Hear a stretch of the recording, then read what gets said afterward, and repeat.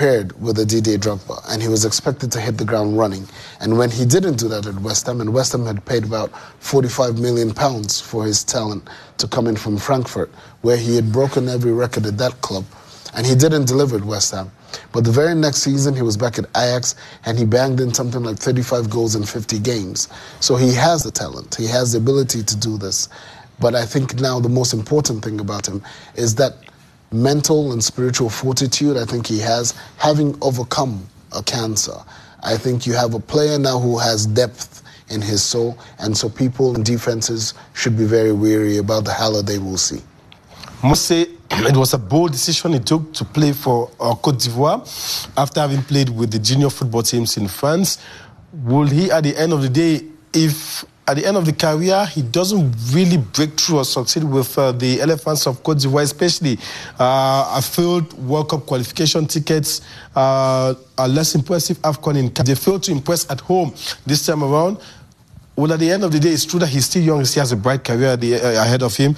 Regret the decision of having switched over, as compared to maybe France, some would say will have had the opportunity to have a brighter international career. I, for one, don't think any son of Africa should be playing for a non-African country. That's my opinion. So he can never have a regret. And if you follow any of the exchanges he has had, and he has had quite a few, explaining, I remember even attending a game he played in his very first, I think it was his under-21 game, and he came on for Anthony Martial. And I had gone to watch this game. We were scouting some players at the time. And I remember thinking, phenomenal player, but I was looking at the pitch and thinking, why are so many of our sons giving their talent to a nation that I don't think is particularly deserving? So when you look at a lot of the things he's had to say about his decision to play for Ivory Coast, it's not necessarily about the victories that they have. It will not be about the successes, but it's about lending your own brick to the wall that helps build an edifice for your nation. Thank you so much, Francis. Let's continue our program this time with the Zalang National of Equatorial Guinea with coach Yohan Michel, captain Emilio Nsue. 4 times they have been to the final phase of the Africa Cup of Nations, with the first being in 2012, where they emerged fourth. That's a few years after. That was in 2015 when they co-hosted this Africa Cup of Nations. One of Central Africa's flag bearers at the upcoming AFCON, the Zalang National of Equatorial Guinea. I'm a big fan of what the Equatorial Guineans have been doing in football for the best part of the last 15, 16 years. They even have sometimes when you watch them play, and you might see a couple of players with long blonde hair, or maybe the melanin is not as deep as we would expect for our region, but they have been adventurous and made their nation and their football appealing to people from across the Atlantic, in Brazil, from some players from El Salvador, that they interested them in being a part of their setup. And they have tried to build something organic and beautiful. And they play a very, very entertaining style of football. They're very well supported by their local structure. And they're ambitious. We saw them host an AFCON and even assisted with a second when there were some challenges around that. As a footballing nation, they are working very hard to use football to create a multi-dimensional identity for their nation. And I commend them for that. And they do play football the way a lot of us like to see football played.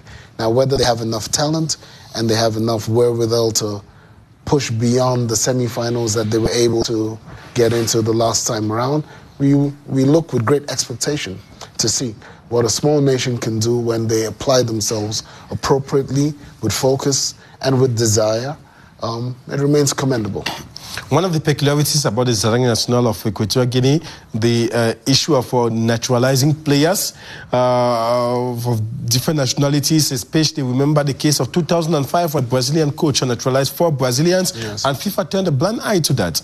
It's not necessarily a blind eye, because we don't question this when, again, not to flog a dead horse, but when the French national team lines up people from multiple nationalities or different backgrounds, and they play for Les Bleus, we have become accustomed to this. And so there is nothing wrong, in my opinion, to have another team that says, if we come up short with a talent and we can interest other players to play for us. And they're just as proud as wearing that jersey. It's for the Equatorial Guineans to decide whether they're happy with it, not for FIFA. Now, these players have done nothing. If they haven't yet played for another nation, then they're still free. If they're able to qualify in terms of the legal requirements to become a national of another nation, then they're free to represent that nation when they adopt that nation as their nation. So, when the French do it, or the Germans do it, or the Italians do it, we all seem to think it's normal to have a Balotelli play for Italy, or to have, I don't know, the plethora or Tchouaméni playing for France at present, while we think we could have done with him alongside a Zambo Anguissa for Cameroon. But we should also be ambitious enough to imagine that in 10 years' time, maybe the son of David Beckham should be able to play for Cameroon because he loves Cameroon. And if you have the love and you have the talent and you are better than anything that is locally available, then you should be given the opportunity. We are part of a global ecosystem. So we must make these things work for us and to our advantage wherever possible. Let's get to discover this other Central African flag bearer at the upcoming Africa Cup of Nations, the Zalang National of Equatorial Guinea, thanks to Wilson Mengole.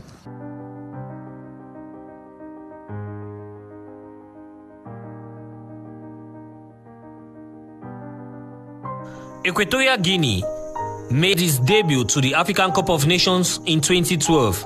The Zalang National, translated from Spanish to English as National Thunder.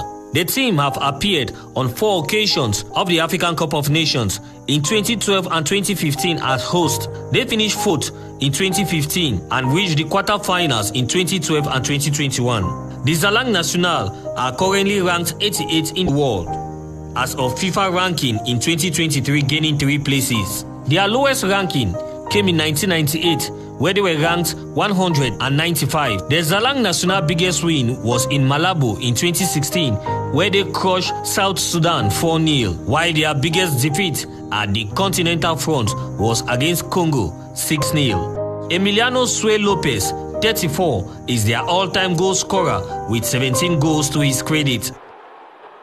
Here's a chance on Sue! And they've done it! They've broken the deadlock. It's Emilio and Sue, and Equatorial Guinea have the goal. Estadio de Malabo is the home stadium for Equatorial Guinea with a capacity of 15,250. In recent years, Guinea has scouted controversy by recruiting foreign players and giving them citizenship despite having little or no ties to the country. Equatorial Guinea will be making another appearance in the final phase of the African Cup of Nations after reaching the quarter-final at the 2021 edition. The team will be aiming to do better this time around in Côte d'Ivoire.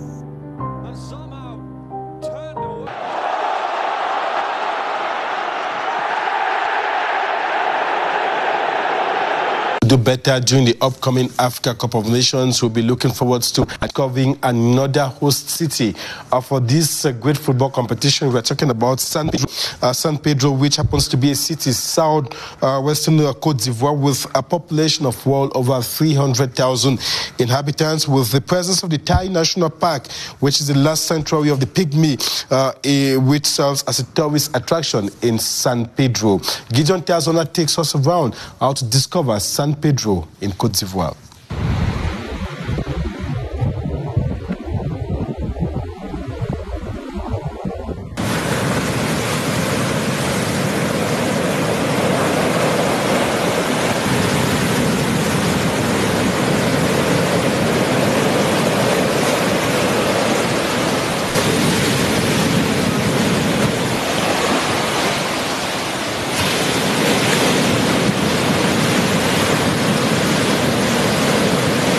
San Pedro is a seaside city in southwestern Ivory Coast. It is the country's second largest port and chief town of the Basse-Sassandra district and the San Pedro region. It is an industrial area and it is classified as the second economic heartbeat of the country after Abidjan, thanks to the seaport. In 2021, the population of San Pedro was less than 1 million, making it the 5th most populous town after Abidjan, Bouaké, Korogo, and Daloa. It is situated about 368 kilometers to the west of Abidjan, on the edge of the Atlantic Ocean, in the heart of the Gulf of Guinea, temperatures are humid. It was greatly utilized by the European colonizers. The local population are mostly the crews, even if it has become very cosmopolitan because of the industries. Education-wise, San Pedro has a university and several secondary and high schools offering technical and general education. Economically speaking, San Pedro is very active. There are two big pub markets, and fun seekers could always find their pound of flesh in the city centers. San Pedro attracts foreigners with its beautiful beaches and hotels. San Pedro can go by air or train. The road network is very effective and guarantees fluid circulation. Team fans will enjoy the thrill and bustle of San Pedro live when matches at the city's Laurent Pokou Stadium begin on Wednesday, January 17, with the first match between Morocco and Tanzania as from 8 p.m.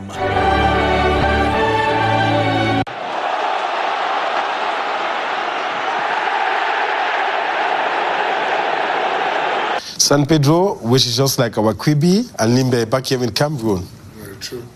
And again, I think we will all be very pleased by the similarities we will find in these different coastline cities.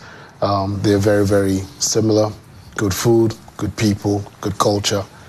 And I really think a lot of people will enjoy their time in the Côte d'Ivoire. And thank you so much, Francis, for once more accepting to be a guest on the Countdown on CRTV Sports today. The pleasure is absolutely mine, Baldwin. Thank you for always having me. And we are going to continue with different editions of a Countdown on CRTV Sports and Entertainment prior to the upcoming Africa Cup of Nations. That's the package the entire production team prepared for you in this edition for the program. We shall be back next week for what must have been news around the upcoming Africa Cup of Nations. We shall give you, or we shall tell you, what you need to know when we shall be 2 weeks to the kicker for this great football competition on the African continent. Until then, stay tuned to programs on CRTV Sports.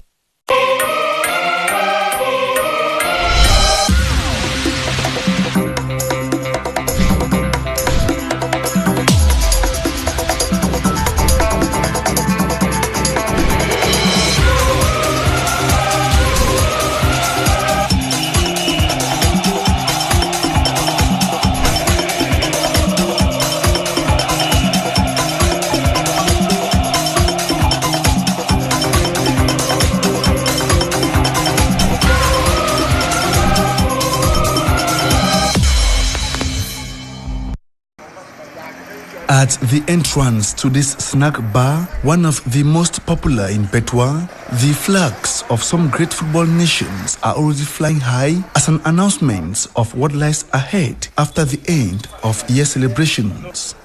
The African Cup of Nations, the continent's biggest football gathering, a moment most Cameroonians, especially die-hard fans of the Lions, who are part of this Côte d'Ivoire campaign, await with much joy and excitement.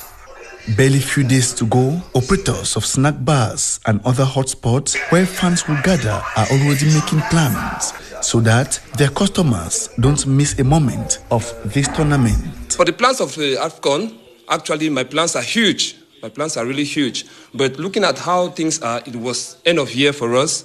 And we were, first of all, supposed to do with activities of the end of year while waiting for January when we take up powerfully for the AFCON that is forthcoming. Cameroonians, we are Cameroonians, and every Cameroonian is a footballer. So that's one aspect I will never joke with as an owner of a bar of this magnitude. So I have taken particular measures. For example, by next week I'm going down to Douala to get a projector where I would mount outside for my customers who will be watching the AFCON. And then we're going to increase the number of drinks because you don't play with alcohol too. The beer is always there available. And then we'll have roasted fish, chicken, and pork. That will be roasted outside there while the games will be going on. Also, we have like the prices of my beer. I've actually decided to bring them. It's a complex, but Football Rendezvous is highly awaited by heads of football academies who see it as a forum for their learners to acquire new techniques at the